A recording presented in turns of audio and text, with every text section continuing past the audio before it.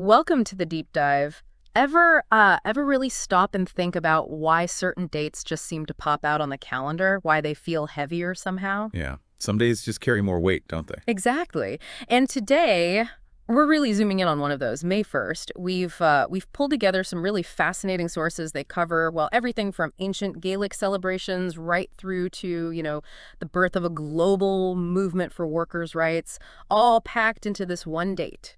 It's kind of amazing, isn't it, how one single day can connect such, well, seemingly totally different worlds. Right. So our mission today is basically to unpack all those layers, see what makes May 1st tick. And we've got the sources to do it. Historical accounts, details on Beltane traditions, plus all the documentation on how International Workers' Day came about.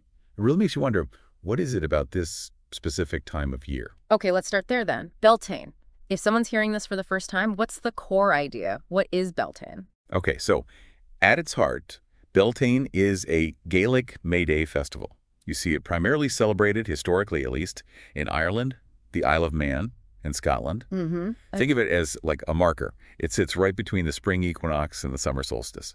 So a real transition point. A hinge in the year almost. Yeah, exactly. And historically, it was super important for farming. It marked the time when you'd move the animals, the livestock, out from their winter spots to the summer pastures. Ah, okay. So very practical, tied to the earth, to the agricultural cycle. What about the celebrations themselves? What did they signify? Well, the big themes are definitely fertility. New life, the renewal of everything, and the sheer energy of summer starting up. But also ideas of purity and protection, protecting the community, the herds, as they moved into this new season. Protection from what, specifically? Or Yeah. just generally? Probably a bit of both, protection from natural harm, disease, maybe also supernatural elements, depending on the specific beliefs. Its roots go way back, Celtic, pre-Christian, pagan traditions. And people still celebrate it today. Oh, absolutely. It's a really significant celebration for many neo-pagans and Wiccans, still very much alive, and it always falls right on May 1st. Okay, now the twist.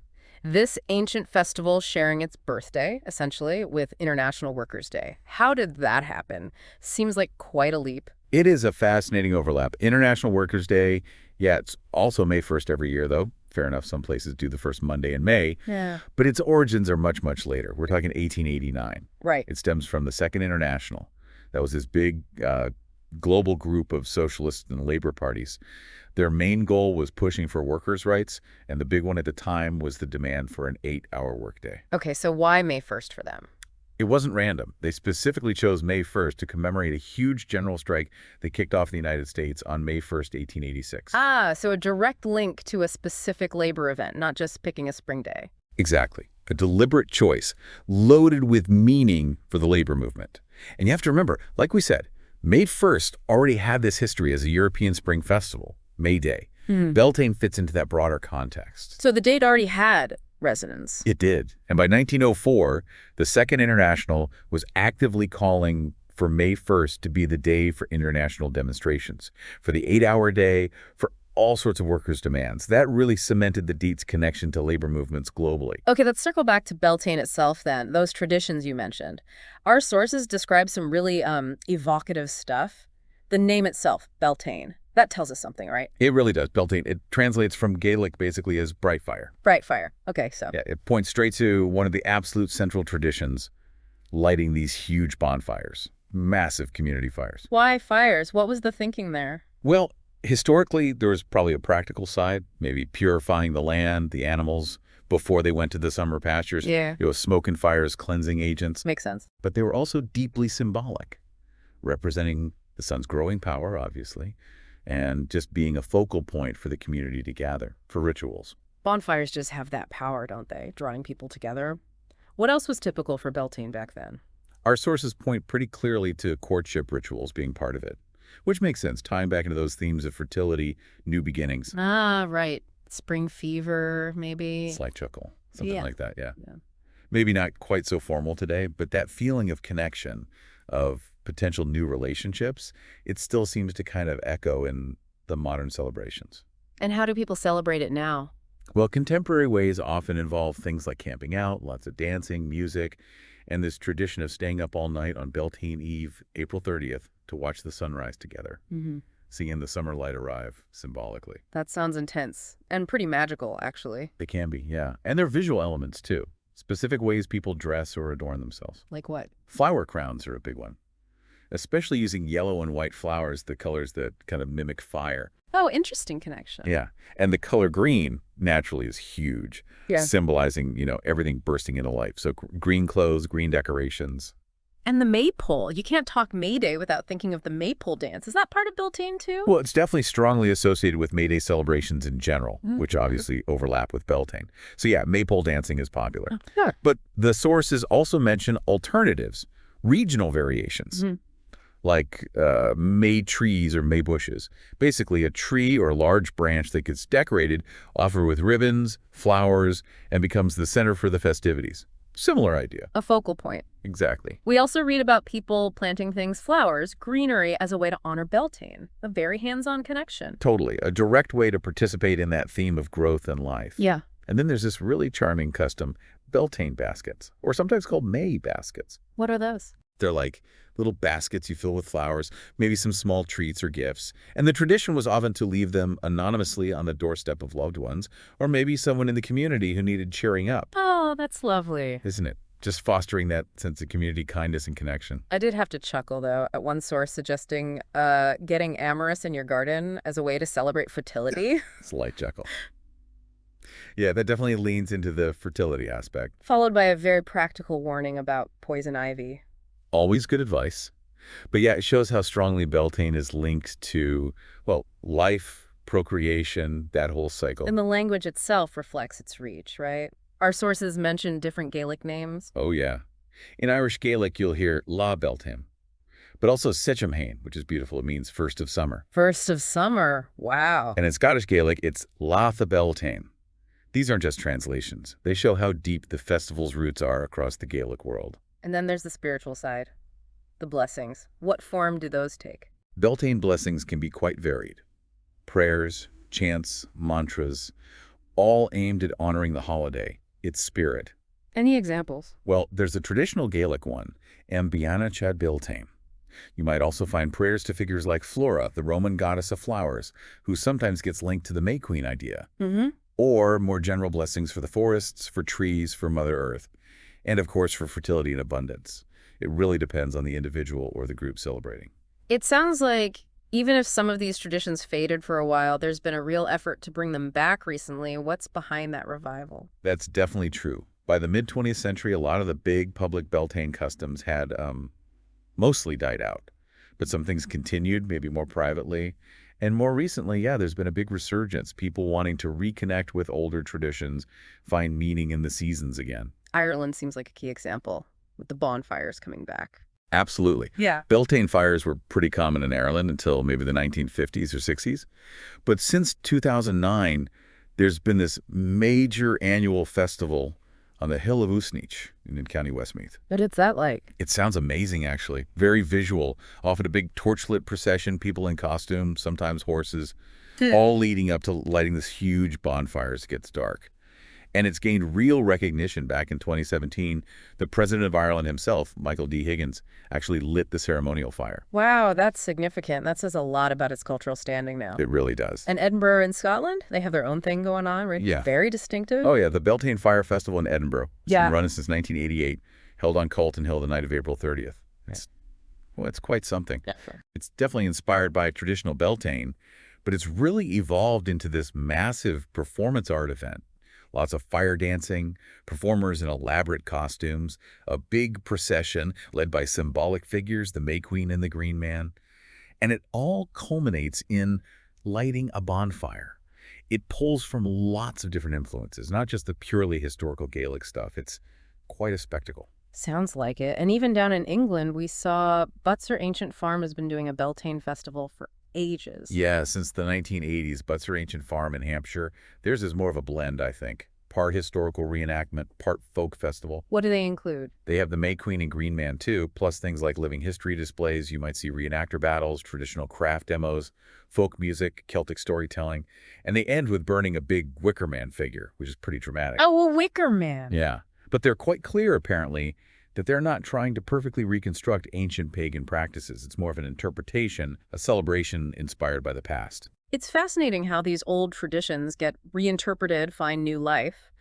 And our sources also mention how specific groups, like neo-pagans and Celtic reconstructionists, observe Beltane today. Right. For many neo-pagans, Beltane is a key point on the Wheel of the Year, one of the major festivals.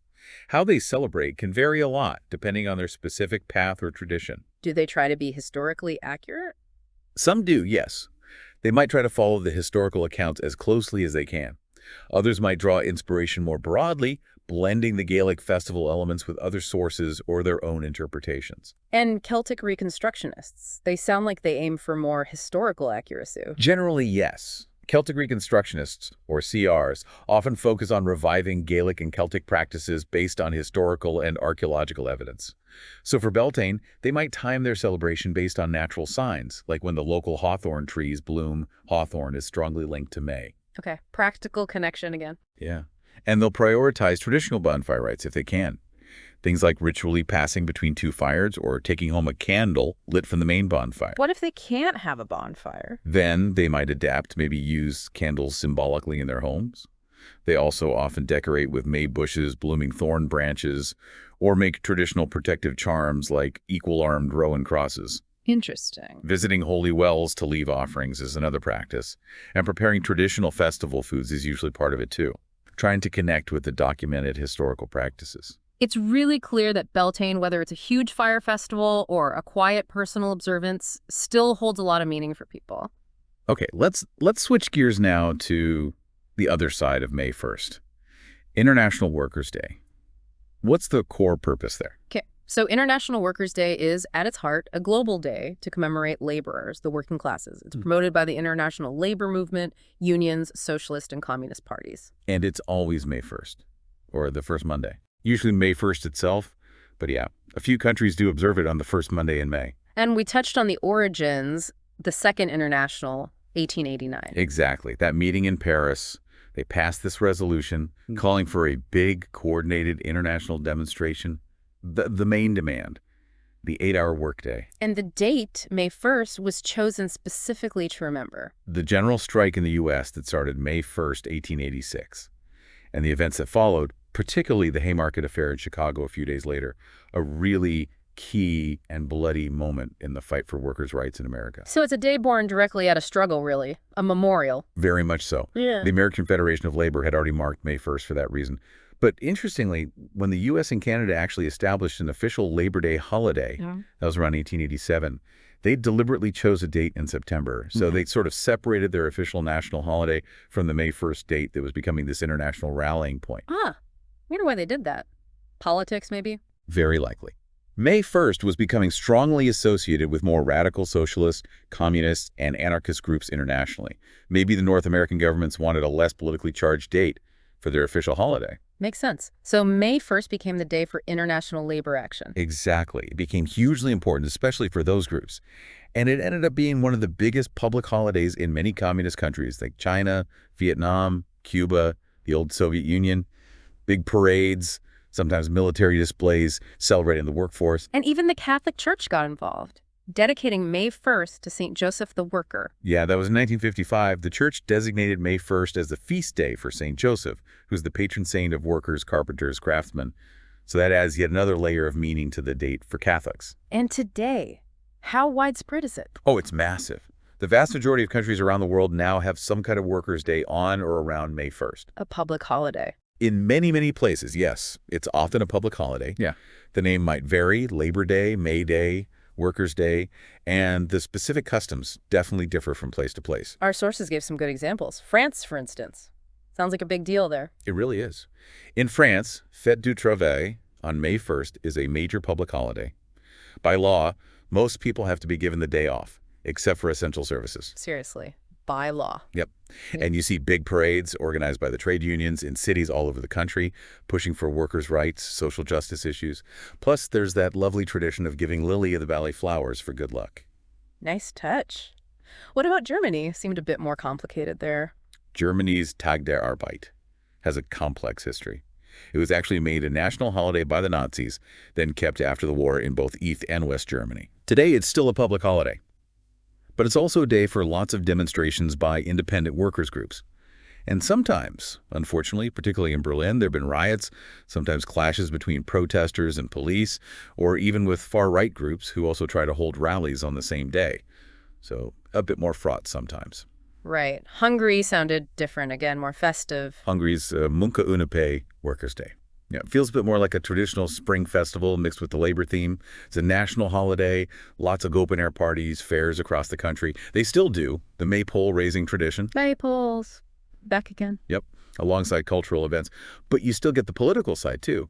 Left-wing parties, trade unions, holding their rallies and marches. And Russia. How has it changed since the Soviet days? Well, Russia still officially celebrates it as Labor Day, the huge military parades you saw in the Soviet era. Those aren't really the main focus anymore. But labor activists definitely still organize parades and demonstrations in cities.